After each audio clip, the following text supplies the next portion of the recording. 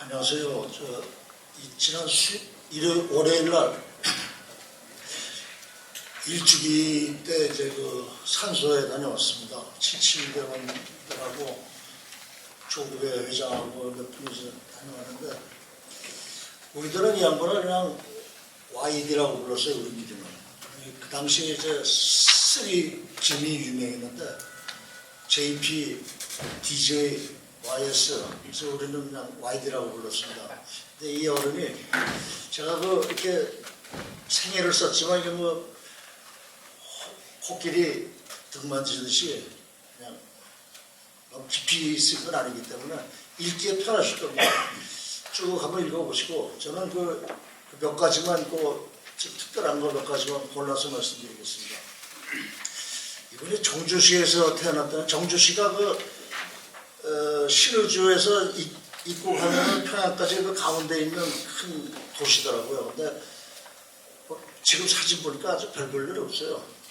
근데 거기서 6살에 평양으로 오셔가지고 학교를 다니셨는데 이 학교 시스템은 현재 식으로 얘기하겠습니다. 초등학교 졸업하고 제일 좋은 학교를 중학교로 입시를 쳤는데 떨어졌어요. 떨어져서 재수랍니다. 근데 어렸을 때 10대 초반에 재수까지 할 필요 있다. 보통 사람 생각하겠지만 이분은 인류병이 있어요. 인류병. 제가 이 편의상 인류병이라고 얘기하겠습니다. 인류 아니면 승이 안 차시는 분이에요. 돌아가실 때까지 그랬습니다. 재수해서 근데 또 떨어졌어요. 그러니까 이제 송도중학교라고 왔는데 찾아보니까 송도중학교도 좋은 학교더라고요. 고등학교 때 전학 갔어요. 어떻게 전학 가는지 잘 모릅니다. 부모님이 돈을 했는데, 하여튼 명문 고등학교를 졸업하고서 이분의 꿈은 일본에 유학 가는 거였어요. 일본에 유학 가는 거였는데, 일본도 그냥 시시한 대학이 아니라 최고 대학을 가야만 돼요. 근데 그게 이제 여러 가지로 어려우니까, 만주에 제일 좋은 대학을, 여순대학을 가서 시험을 쳤는데 떨어졌습니다. 이분은 고등학교 때 독서광으로 유명했는데 특이한 게 수필집을 즐겨 읽었다고 해요. 그때 수필집이라는 게 국어 시간이 일본어 시간이죠. 일본 수필이라는 게 소설하고 들려가지고 과거 현재가 왔다 갔다 하는 것도 아니고 아주 논리적이고 차분한 수필인데 이분이 우리들은 어렸을 때 무슨 삼총사 로빈후드 이런 거 주로 읽잖아요. 그분은 수필집을 읽어서 그런지 돌아가실 때까지 글이 항상 논리적이고 미사여고 이런 표현 없고 아주 간단명료해서 항상 읽기에 지루하지도 않고 강의하는 것도 그렇습니다. 그런데 이제 재밌는 게 45년도 봄에 징병으로 끌려가요. 근데 그 징병을 찾아보니까 일본 사람들이 이제 조선을 합병하고서 처음에는 조선인들을 학교도 좋은 학교 안 보내고 군대도 아시겠나? 나중에는 군대도 보내고 학교도 다니고 했는데 44년도부터는 급하니까 막 강제로 징병을 시켰어요. 배우지 못한 사람 우선으로 해가지고 제가 오키나와 전투를 한번 읽어보니까 일본군이 수만 명이 죽었는데 15,000명이 징병으로 끌려간 조선 청년들이었더라고요. 지금도 선생님도 끌려가서 이제 집체훈련 이런 거 받았죠. 총 쏘는 거 다 받고 그러다가 원자탄 2방 맞고 그냥 무조건 항복하니까 그냥 평양에 다시 오셔가지고 부모님이 결혼시키려고 그랬대요. 약제국에 근무하고 이제 직장이 있으니까 자꾸만 끌려다니는 게 이제 겁나서. 근데 본인은 공부하고 싶은데 서울에 이제 서울대학교에 있는 경성대학교가 이제 있다가 하니까 그때 말씀하시기를 누구는 38선을 넘었다 그러셨거든요. 그러니까 예측근데 46년 1월 아니면 2월에 동생하고 같이 이제 서울로 와가지고 방 하나 얻어서 입시 공부하고 시험 쳤겠죠. 이분이 동생이 있었는데 쌍둥이 동생이었다고 해요. 쌍둥이 동생이 하고 둘이서 동생도 공부 잘했고 서울에서 합격하고 평양 갔다가 이제 와서 그때는 예과가 있고 본과가 예과가 있었는데 예과 2년은 하숙을 했고 본과 때는 동성동 거기 기숙사에서 있었어요. 3학년 때 이제 전쟁이 터지니까 보따리 싸서 도망가려면 책 같은 거는 이제 갖고 갈 수가 없죠. 피난 때. 근데 다른 건 몰라도 솥하고 냄비는 가지고 와야 돼요. 나무에서 밥을 지어 먹어야 되니까 요새처럼 뭐 식당에 있는 것도 아니고 대전까지 내려왔대요. 대전에서 이거 안 되겠으니까 뭐 남쪽에 친척이 있는 것도 아니고 전쟁에 나가자. 그래서 그때 수도사단 제17년대 학도병 중대에 이제 입대를 합니다. 근데 이분은 그 총 쏘는 그런 경험이 있기 때문에 분대장으로 이제 돼가지고 전 계속 밀리다가 9월 중순에 이게 경상도만 남았죠. 그게 경주 앞쪽에 무슨 경제산이라고 있는데 여기서 최후 방어선을 구축하고 9월 14일에 엄청난 그 전투가 있었는데 이분 분대장인데 11명 분대원 중에 9명이 전사해요. 지 동생도 그때 죽었습니다. 그러니까 학도병 80명 중에 60명이 전사했다니까 뭐 어마어마한 거죠. 그런데 바로 그 다음날 9월 15일 날 이제 인천 상륙작전이 시작돼요. 인천으로 포를 쏘고 이제 학도병들을 그냥 다 그쪽으로 보냅니다. 그거 왜 보냈냐? 유엔군이 수천 명, 수만 명 이제 올 텐데 영어 할 줄 아는 사람이 필요한 거예요. 그러니까 학도병들, 근데 뭐 대학생이라고 영어 잘하는 거 아니잖아요. 뭐 요새도 그렇지. 그러니까 이분은 서울대학 다니다 왔지, 전투 경험도 있지, 뭐 영어 제대로 하지. 그러니까 그냥 바로 통역장교로 그냥 현지 임관시켜서 그 통역장교를 하게 됩니다. 그리고 그러니까 이제 일선 소총수는 이제 안 하게 된 거죠. 그 전쟁 좀 있다가 53년도 휴전 협상을 2년간 하다가 이제 53년 7월에 휴전이 체결되잖아요. 근데 그때 봄에 이제 결혼하셨어요. 그 결혼할 때 29살이십니다.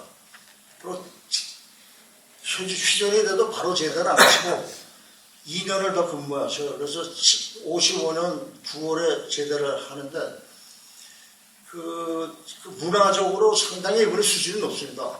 아주 높아요. 근데 그런 것을 저는 통역장교 시절에 많이 배우지 않았나 이런 생각을 합니다. 학교를 복학해서 그 다음에 졸업하고 서울 성동고등학교 교사가 됐어요. 영어 담당인데 제2외국어를 이제 해야만 되니까 독일어 선생이 없어. 이 양반이 독일어 선생까지 했어요. 가끔 그 육사에 철학 강사로도 나갔다고 그럽니다. 그러다가 이제 4.19 터지고 5.16에 나가가지고 그때 군인들이 새로운 정당을 만들자 해서 각계각층에 그 인물들을 좀 찾기 시작했어요. 근데 고등학교 선생으로 그 사람은 전투 경험도 있고 장교 출신에 서울대학교 나오고 그러니까 그 양반 말씀이 제가 어느 날 집차가 와서 그냥 강제로 태우고 갔대요. 이런 정당에서 일하자. 민주공화당이 63년 2월에 창당하는데 그 당시에 이 양반의 직책이 선전부 차장입니다. 학교 나 때도 신기해 된 거죠. 하다가 그때 제3공화국이라서 제3공화국이 엄청난 역동적이었잖아요. 서동으로도 사람 보내고 월남에 군인 보내고 도로 쌓고 새마을운동 막 한참 그럴 때 이 양반이 그 공화산악회라고 공화당 당원들끼리 그 산악회가 있는데 거기서 아이디어 낸 게 그 산장을 좀 지어서 왜냐면 산 밑에 아주 우범지대였어요. 우범지대라 일요일 날은 또 쉴 데가 산밖에 없으니까 사람들은 산으로 몰리고 대피소도 필요하고 뭐 여러 가지로 산장이 필요하다. 그래서 대한산악연맹을 파트너로 삼아서 니들이 산하고 산장 위치하고 산장이 3가지 형태인데 그하고 니들이 정해라. 공화산악회에서 돈 8천 몇백만 원 대가지고 산장이 35개 산장을 칩니다. 그게 산악인들 사이에는 아주 되게 히트를 친 거고 상이 아주 정화된 계기가 됐고 여러 가지로 평이 좋으니까 공화당에서도 양반을 사무차장까지 올려요. 사무차장이면 밑에서 올라갈 수 있는 제일 높은 자리랍니다. 그러고 나서 바로 또 유신 국회의원으로 가는 유신 국회의원은 6년제고 단임이거든요. 근데 그때 또 대한선야경영은 이 양반을 부의장으로 영입했어요. 근데 그때 이 양반 연세가 40대 중반이에요. 근데 대한선야경영에서 그때 로체샤르라는 8,000m 넘는 높은 산이 있는데 이 산을 입산 신청을 해서 허가는 받아놨는데 여러 가지 훈련도 하고 그때 그랬지만 이제 여기 오는 거예요. 근데 이제 대산단에서 돈 마련할 수 있는 건 한 200만 원.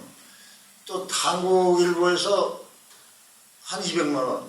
총 1,200만 원의 예산인데 800만 원이 모자라니까 이 양반이 바로 청와대 가서 박통을 만났어요. 박통한테 시발라 젊은이들이 가야 하려는데 돈 좀 지원해. 얼마. 그러니까 이 양반이 박통이 바로 비서 걸로들이 얼마 필요해? 800만 원 필요한데 바로 내일로 800만 원 입금시라고 그렇게 아주 이사슬리로 됐다고 그래요. 근데 재밌는 게 이분이 그때 로체사를 박철암 선생님을 대장으로 해서 박철암 이사했는데 가는데 에베레스트 신청을 하자라는 생각을 또 해냈어요. 그래서 김주현 이사라고 나이 많으신 아주 영어 잘하시는 이사가 있는데 그분이 일단 신청을 해가지고 해서 73년 12월에 허가를 받아요. 77년 가을에 등반이다. 왜냐하면 그때는 산마다 봄, 가을로 두 팀만 등반이 가능했어요. 요새는 안 그래요. 요새는 그냥 아무 숫자와 관계없이 다 해주고 심지어 네팔 가서 거기서 신청해서 돈 내고 그럼 바로 들어가면 될 정도로 요새 바뀌었지만은 근데 그분이 그러다가 에베레스트에 이제 전력 투구하는데 76년도에 또 대사년 회장을 맡게 돼요. 회장이 연세 52살입니다. 그때 4년간 회장을 하고 56세 때 이제 물러나는데 그때 이제 뭘 할 것인가? 뭐 관공서 가자니 나이도 그렇고 또 사업하자니 뭐 왜 맞지도 않고 그러다가 이분이 등산연구소를 차립니다. 등산연구소에서 등산에 관해서 글을 쓰고 지도하고 번역하고 하여튼 고고한 인생을 살겠다 해서 그로부터 돌아가실 때까지 그 길을 가셨어요. 참 어느 한 분야에서 대단하시죠. 그래서 책을 제일 먼저 써낸 거는 나의 에베레스트라는 그 77 에베레스트 경험을 쓴 건데 어른용으로 쓰면은 좀 디테일이 좀 어려우니까 그냥 아동용으로 쓰였어요. 근데 그게 그 다음에 문화공보부에서 제2의 아동문학상을 수상해요. 그리고 번역물로는 라이널드 매치니의 난가파르파우스 번역하는데 제목을 검은 고독, 흰 고독 해가지고 번역하는데 제가 가보니까 자기 책상 앞에 원서가 있고 그쪽에 영어 책이 있어요. 영어로 번역한 책이 있고 일본어로 번역한 책이 있어요. 그래서 원서 보고 영어 보고 일본어를 야, 이 사람은 이게 번역을 잘못했다. 뭐 이런 식으로 아주 꼼꼼히 하니까 심지어 어떤 말이 들었냐면 번역을 했는데 원서보다 더 오리지널에 가깝다라는 그 우스갯소리도 있을 정도로 그 당시에 책 번역한다는 게 예를 들어서 노벨 문학상을 받았다 그러면 며칠 사이로 번역에 대해서 책이 나오거든요. 시중에. 원서 번역하는 게 아니라 다 일본어 번역하는 거지. 근데 이분은 뭐 시간적으로 급한 거 없고 그냥 철저히 이제 번역을 하시고 그래서 번역이나 수필집이나 내신 게 제가 기억하기에 27권입니다. 27권. 산악인으로서 가장 많이 책을 내셨고 그리고 이분이 그 문화적으로 왜 웃으냐면 예를 들어서 제가 저 생각하는데 커피. 그분이 이제 집을 아들 하나 딸 둘을 두셨는데 그 두 분이 유학 다녀오셨죠. 근데 그 수유리에 집을 장만했는데 꽤 넓어요. 한 300평 되는데 마당이 있고 마당에 이제 나무들이 있고 벤치도 있고 잔디도 있고 집을 조그맣게 이제 2층짜리 집을 지셨는데 들어가면 벽난로 있고 그 집에는 왜 요새 좋은 아파트 보면 돈이 흐르잖아. 돈이 보이는데 그 집은 그 문화가 보여요. 문화. 그리고 클래식 음악 쫙 흐르는 데다가 커피를 대접을 하는데 그 사모님이 그 포터블 버너, 가스버너 딱 앞에다 놓고 거기서 커피 포트에다가 커피를 딱 끓이시는데 그 향기가 이제 우선 막 분위기를 압도하죠. 그리고 나중에 이분이 컵을 일일이 뜨거운 물에다 해서 연기에 모락모락 컵을 갖고 와서 사모님 직접 손님이 젊은 사람이고 나이 든 사람이고 다 일일이 다 해서 그런 저는 그날 이후로 그 70년대인데 그 이후로 어느 집에 방문해도 그분처럼 멋있게 커피 대접하는 집을 본 적이 없어요.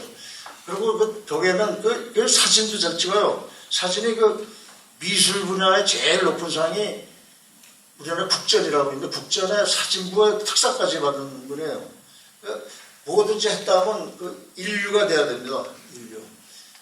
번역이 정말 쓰는 것도 200자 원고지에다 늘 쓰는데 고치는 게 별로 없어요. 근데 우리는 요새 글 쓸 때 이 컴퓨터로 적당히 써놓고 나중에 막 사진 피고 막 뒤집어 엎고 막 그런데 그거를 막 글 쓰는데 별로 모차르트가 오리지널 악보가 아주 고칠 게 별로 없다는 걸로 유명한데 이 사람 그 원고가 그렇습니다. 그 여러 분야에서 우리는 참 우리나라에서 가장 거목 산악인이 아닐까. 돌아가실 때까지 고고히 살다 하십니다. 이번에 좋은 영혼도 많이 남겼는데 재밌는 게 요즘은 사람들이 별로 책을 갖고 다니지 않는다. 근데 자기는 외출할 때마다 책을 안 갖고 다닌 적이 없다 이러니 늘 서서 지하철 타면 언제 앉느냐. 사람이 없어가지고 서 있는 사람이 없을 때는 앉는데요. 보통 때는 다 서서 그냥 책을 보시고 아주 곧게 사시고 우리나라 그분이 계셨기 때문에 우리나라 알피니즘도 이게 지금까지 많이 크지 않았나 이런 생각을 합니다. 그래서 간단히